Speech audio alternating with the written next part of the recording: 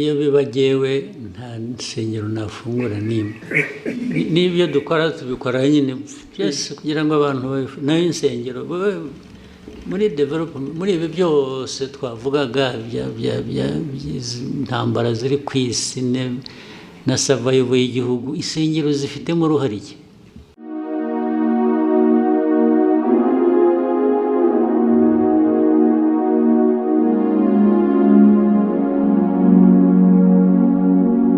Yes, tubaye ikaze ndetse tubifuriza gukomeza kugubwa neza ndetse no kuryoherwa n'ibiganiro bigiye bitandukanye tugenda tubagezaho buri munsi uko bwije nuko bukeye.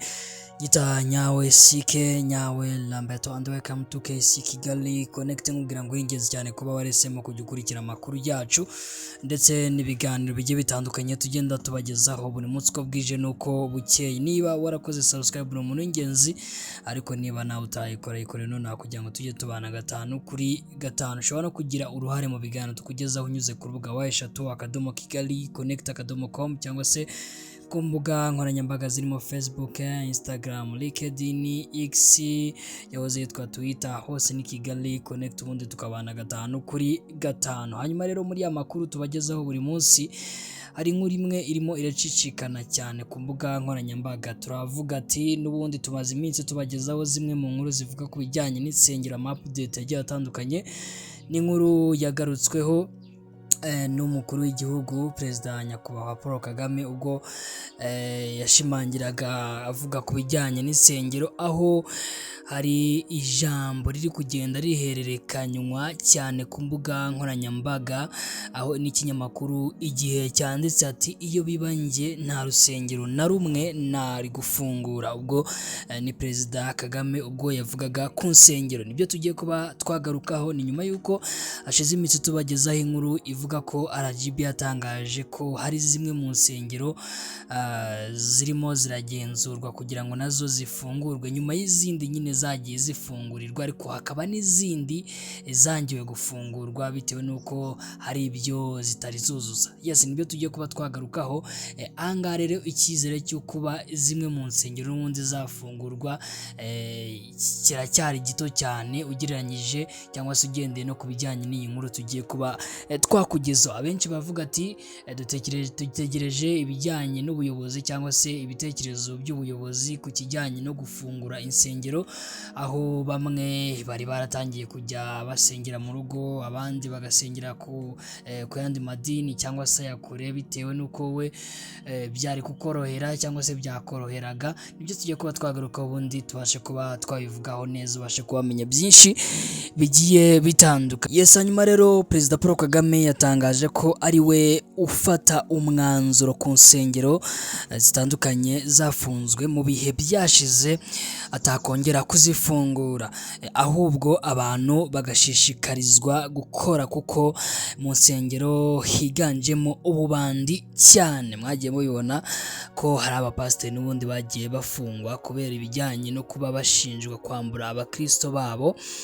Yes, hanyuma rero isesengura ryakozwe n'urwego rw'u Rwanda rw'imiyoborere RGB muri Nyakanga na Kanama 2025 ku nsengero zigera ku 13,770 ziri mu bice bitandukanye by'igihugu, ryasize 9,171 muri zo zifunzwe kubera kutubahiriza ibiteganywa n'amategeko. Hakurikiyeho amabwiriza imiryango ishingiye ku myemerere igomba kubahiriza, arimo n'ibigomba kuba biri mu nsengero rwemerewe gukorerwamo kugira ngo habungabungwe ubuzima bw'abaturage bazigana.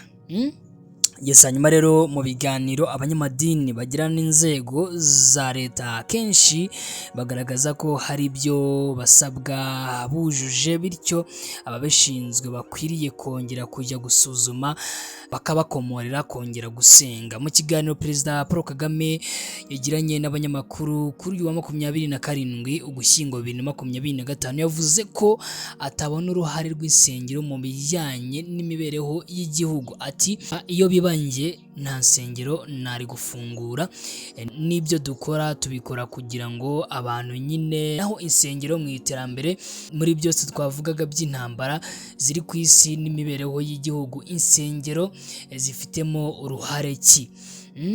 Yes, hanyuma rero Perezida Kagame yagaragaje kandi ko ikigaragara cyane ari uko mu nsengero habamo ubujura ndetse n'ububandi kurusha ibindi, aho yagize ati nazo ziratangaza akazi se bariba ariko mubahehe mwebwe, njye ibyo mbona ko ari abantu buzuyemo ububandi gusa, kurwana n'ababandi bari mu nsengero nabyo nta mpuhwe mbifitiye na busa rwose, ariko mwebwe abakoroni barabarindagije namwe murarindagira ubu twiriwe tuganira ku by'insengero, mujye muhinga mworore.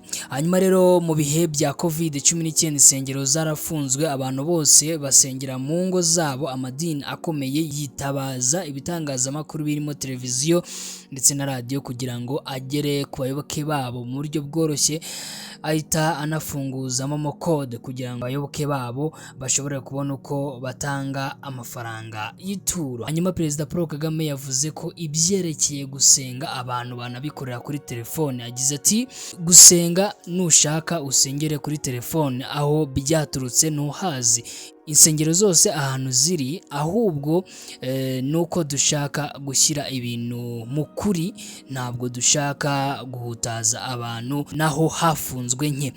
Umunyamakuru yahise avuga ko hari uturere tumwe dufite insengero nyinshi zifunguye, bigatuma hari abava aho batuye bakajyayo, ibintu bikurura umubyigano. Perezida Paul Kagame yagize ati naho tuzazifunga, ahubwo aho ziri tuzazifunga bajye basengera mu ngo rwose. RGB iherutse kubwira abadepite ko hari insengero nke zamaze gufungurwa nyuma yo kuzuza ibisabwa. Hari kandi ubusabe bw'imiryango 84 igaragaza insengero zujuje ibisabwa zisaba gufungurirwa, ariko 15 zasabwe gusubira inyuma bakuzuza neza ibyo basabwa, mu gihe 38 ibyangombwa byazo bikiri kwigwaho na leta.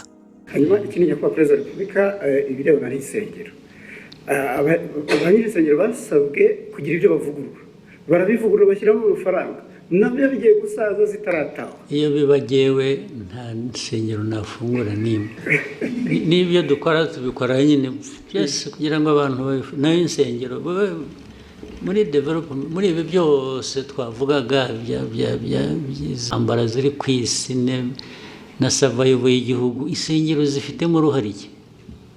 Nazo ziratanga akazi se?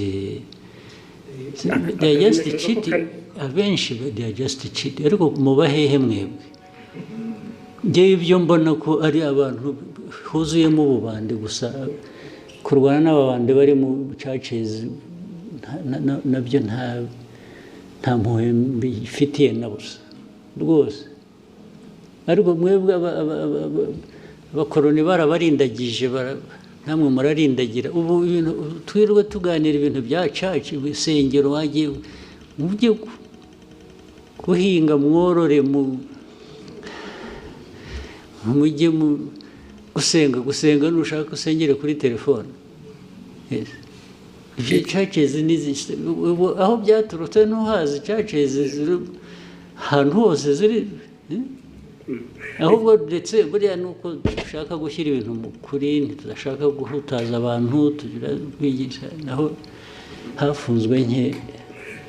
Ikibazo kirimo nyakubahwa Perezida wa Repubulika, kubera hari uturere tumwe zifunguye, abaturage baturuka mu turere ho zifunze bajya gutera umubyigano.